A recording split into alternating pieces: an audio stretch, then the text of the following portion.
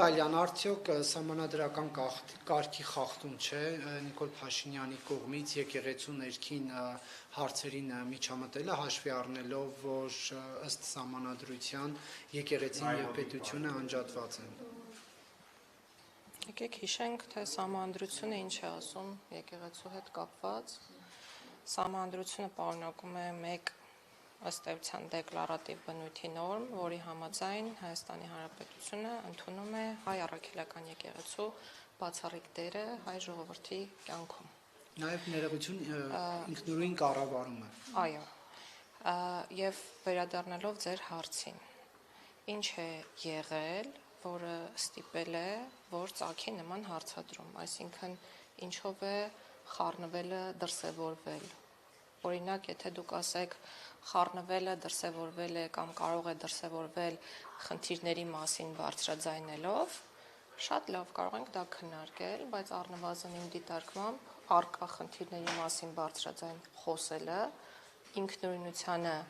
եթե գտնում ենք, որ այդպիսին առկա է պայմանավորված եկեղեցու ձեր կողմից նշած սահմանադրական կարգավիճակով, Չէ, ներողություն, երբ վարչապետը ասում է, որ պետք է Հայաստանի Հանրապետությունը իր վճռորոշ դերակատարություն ունենա ամենայն հայոց կաթողիկոսի ընտրության հարցում, եւ մենք ունենք սահմանադրությունում ամրագրված, որ ինքնակառավարվող Մարմին է եկեղեցին եւ պետությունը Հայաստանի Հանրապետություն եւ հայ առաքելական եկեղեցու մասին օրենքով դա ամրագրված է։ Սա արդյոք չի նշանակում, որ փորձ է արվում միջամտել։ Եկեք մի բան ֆիքսենք։ Եկեղեցու հետ հարաբերությունները կարող են կարգավորվել օրենքով եւ այսօր էլ մենք ունենք օրենսդրական դաշտ, որը կարգավորում է որոշակիորեն այդ հարաբերությունները։ Իրականում այդ կարգավորումները որպես կանոն այսօրյա այժմեական իրականության համատեքստում միտված են եկեղեցուն որոշակի արտոնություններ տալուն, եկեղեցականների կարգավիճակի հետ կապված նրանց որոշակի արտոնություններ տալուն եւ այլն։ Այսինքն մենք ընդունում ենք, որ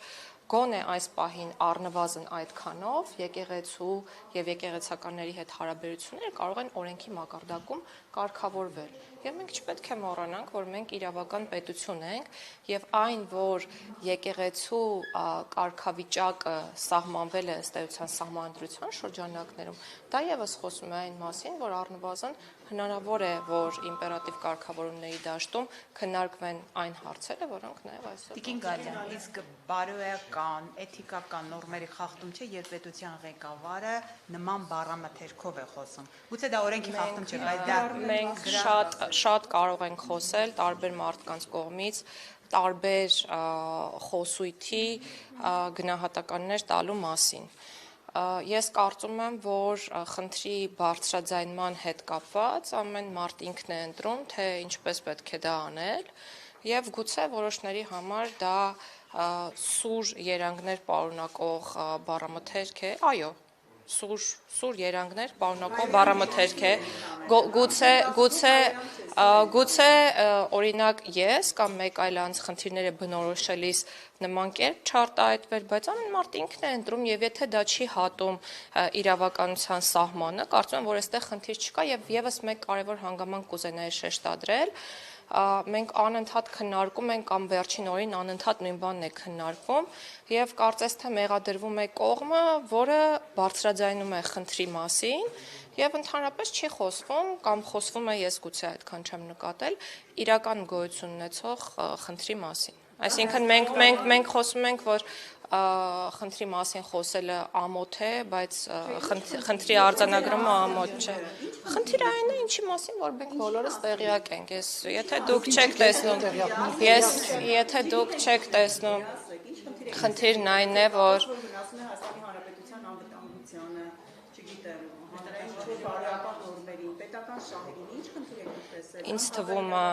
ինձ թվում է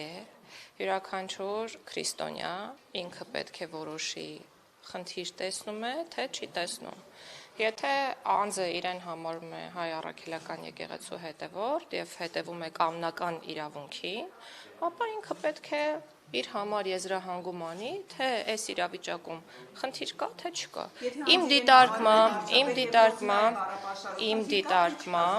Իմ դիտարկմամբ մենք այսօր ունենք խնդիր, Մենք ունենք եկեղեցի, որը արդեն վաղուց զբաղվում է քաղաքականությամբ, ըստ էության։ Եկեք դա էլ արձանագրենք եւ եթե եկեղեցականները պարտավոր են հետևել որոշակի կանոնների, որոնց պարտավոր են հետևել նաև պաշտոնյաները, օրինակ աշխարհիկ մարդկանց դեպքում,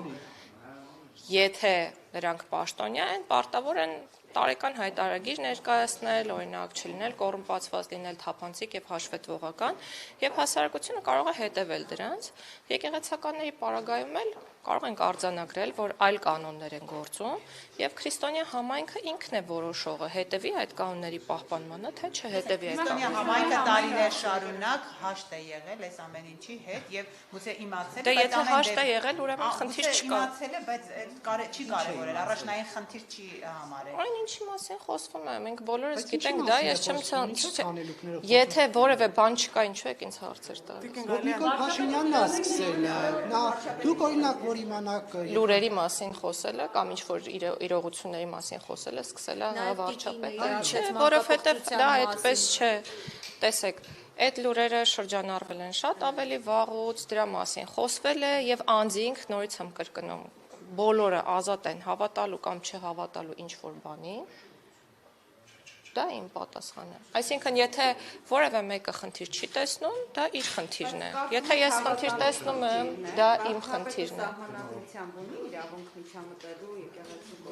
Վարչապետը սահմանադրությամբ իրավունք ունի խոսելու առհասարակ, թե ոչ։ Դուք տեսնում եք միջամտություն, ես չեմ տեսնում միջամտություն, կարող եմ ես չտեսնել միջամտություն եկեղեցին։ Հանրապետությունը պետք է գործում մասնակցությունն է նա երբ որ եկեղեցին ինքնակարգավորվող մարմին է, այստեղ կա միջամտություն, թե չկա։ Իսկ եկեղեցու ինքնակարգավորվող մարմին լինելու հանգամանքը մենք ինչից ենք բխեցնում, այն որ եկեղեցին այլևս մեր սահմանադրության մի մասն է, դա ձեզ ոչինչ չի ասում, այսինքն եկեղեցին որևէ նշանակություն չունի քաղաքացիների կյանքում եւ այլն, հա, եթե մենք համաձայնության ենք գալիս այն հարցի շուրջ, որ եկեղեցին ուղակի կրոնական կազմակերպություն է, ինչպես այլ կրոնական կազմակերպությունները, ընդհանրապես եկեք այս հարցը հանենք օրակարգից։ Հիմա եթե դուք համաձայնում եք, որ եկեղեցին ունի բացառիկ դեր մեր պետության եւ հասարակության կյանքում, եկեք հասկանանք մեր ժողովուրդը ուզում է որևէ մասնակցություն ունենալ ձեր ասած այդ ինքնակարգավորման հարցում, թե չէ։ Եկեք քննարկենք հարցը, ես բազմիցս նշել եմ, խնդրում եմ մի ընդհատեք, վերջին անգամ։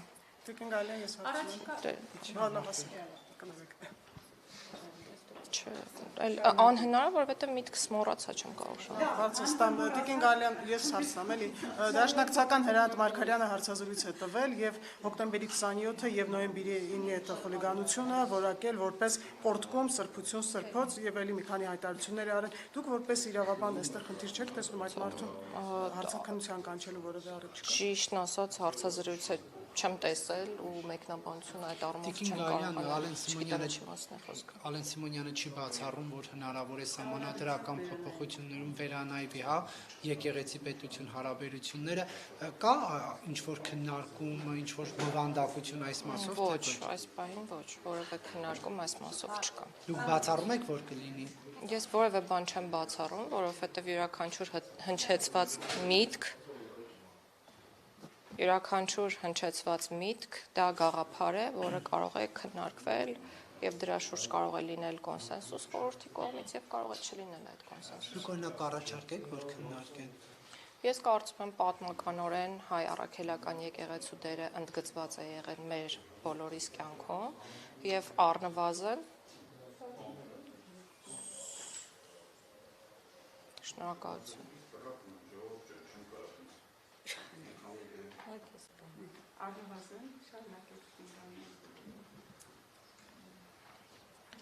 Այլ հարցեր ունեք։ Տիկին Գալյան, վարչապետը իր գրառումներով հարցեր է բարձրացնում եկեղեցականների մասին։ Հիմա պետությունը ինչ-որ քայլեր անում է, օրինակ այդ տեղեկատվությունները ճշտելու համար, ինչ-որ հանձնարարականներ կան, թե ոչ։ Ոչ, կարծում եմ, ինչ հանձնարարական պետք է լինի։ Վարչապետի կինը մանկապարտության մասին է խոսում, որ հոգեվորականների մեջ Եթե առնվազն այդ ինֆորմացիան ստուգվում է, ապա ստուգման պարտականությունը արդարադատության նախարարությունը չի կարող կրել։ Կարելի է մի հարց ու սահմանադրական փոփոխություններից խոսեցիք, ինչ նորություն կա սահմանադրական Ամեն ինչ լավ է։ նախագծից եւ հռչակագրի հարցի հետ կապված որոշակի հստակեցումներ կան։ Մենք արդեն պլանավորել ենք, որ այս ամսվա վերջ կամ մյուս ամսվա սկիզբ կունենանք խորհրդի նիստ եւ խորհրդի անդամներին կներկայացնենք որոշակի դրույթներ, որոնք ըստ էության արդեն մշակվել են, բայց մինչ այդ որևէ փակագիծ բացել չեմ ցանկանա, այդ նիստը իհարկե դեռ կքննարկենք ուղիղ հեռարձակվելու է թե ոչ, բայց երկու դեպքում էլ հանրությունը տեղյակ կլինի այն մասին, թե ինչ է քննարկվել այդ նիստում եւ ինչ որոշումներ են կայացվել։ Հստակություն կա այսինքն այդ մասով։ Հռչակագրի մասով դեռ ոչ, հստակություն չկա։ Տիկին Գալյան, երբ որ վարչապետ ազգային ժողովում զայրացավ եւ համբալ ասեց դիմադիրների նստության, այդ ժամանակ դուք ներկա եք ու նկատելի է, որ վարչապետին ասում եք Նիկոլ, իրեն անունով եք դիմում։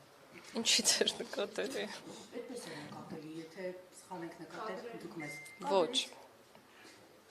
Եվ ԶԴՄ-ի մասին օրենք եք խոսում առանց լրագրողներին հարցնելու։ Ինչն է պատճառը։ Ես եթե չեմ սխալվում, հանրային քննարկումներով անցել է այդ նախագիծը եւ ոչ միայն հանրային քննարկումներով է անցել, այլ ժամանակին ուղարկվել է Վենետիկ, որպեսզի Վենետիկի հանձնաժողովը տա համապատասխան կարծիք։ Այդ կարծիքը ստացվել է, բայց ներկա փուլում այդ նախագիծը գտնվում է ակտիվ քննարկումների փուլում եւ եթե ցանկություն կա, որևէ խնդիր չեմ տեսնում եւս մեկ հանրային քննարկում կազմակերպել նախագծի հետ կապված։ Տիկին Գալյան եւ